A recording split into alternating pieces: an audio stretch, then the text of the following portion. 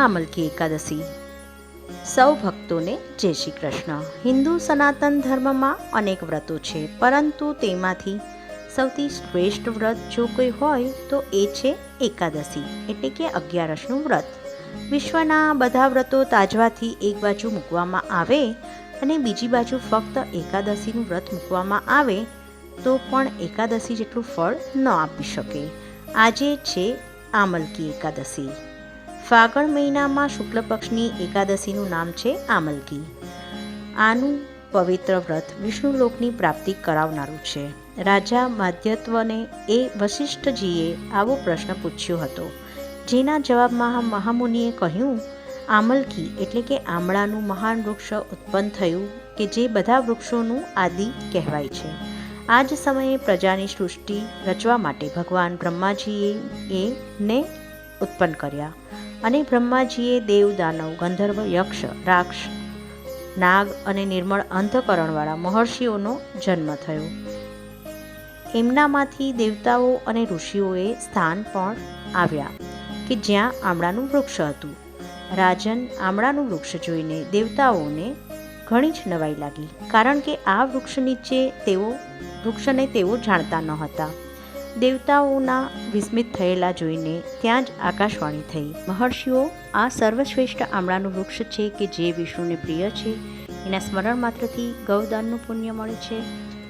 સ્પર્શ કરવાથી એના કરતાં બમણું અને ફળ ખાવાથી 3 ગણું ફળ પ્રાપ્ત થાય છે. બધા જ પાપોને હરણ કરનારું વૈષ્ણવ વૃક્ષ છે.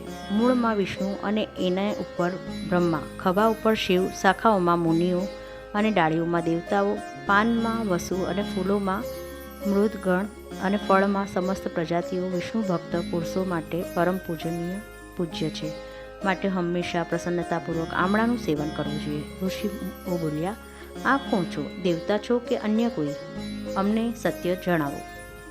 પુનઃ આકાશવાણી થઈ, જે સંપૂર્ણ ભૂતોના કરતા અને સમસ્ત ભૂના સૃષ્ટા છે, જેમને મહાન પુરુષો પણ મુશ્કેલીથી જોઈ શકે છે. એ જ સનાતન વિષ્ણુ હું છું. હું વિષ્ણુના આ કથનને સાંભળીને ઋષિઓ ભગવાનની સ્તુતિ કરવા લાગ્યા. આમ કરવાથી શ્રીહરિ સંતુષ્ટ થયા અને બોલ્યા, મહર્ષિઓ, તમને હું અભિષ્ટ વરદાન આપું. ઋષિઓ બોલ્યા, ભગવાન, જો તમે સંતુષ્ટ થયા હો તો અમારા લોકહિત માટે તમે એવું વ્રત બતાવો જે સ્વર્ગ અને મોક્ષરૂપી ફળ પ્રદાન કરનારું હોય. શ્રીહરિ બોલ્યા, મહર્ષિઓ, ફાગણ મહિનાના શુક્લ પક્ષમાં જો પુષ્પ નક્ષત્ર વાળી એકાદશી હોય તો એ મહાન પુણ્ય પ્રદાન કરનારી અને મોટા મોટા પાતકોને નાશ કરનારી હોય છે. આ દિવસે આમળાના વૃક્ષ પાસે જઈને રાત્રે જાગરણ કરવું જોઈએ. એનાથી મનુષ્ય બધા પાપોમાંથી મુક્ત થાય છે અને સહસ્ત્ર ગૌદાનનું ફળ પ્રાપ્ત કરે છે.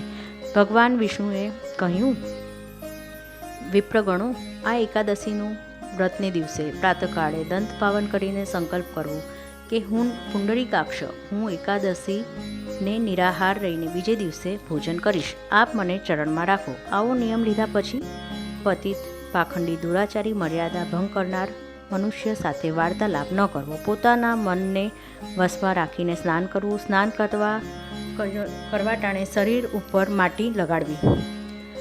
ત્યારબાદ ભક્તિયુક્ત ચિત્તથી જાગરણ કરવું. નૃત્ય, સંગીત, વાદ્ય, ધાર્મિક ઉપાખ્યાન અને વિષ્ણુ સંબંધી કથા, વાર્તા આદિ નામ લઈને આમળાના વૃક્ષને 108 અથવા તો 28 વખત પરિક્રમા કરવી.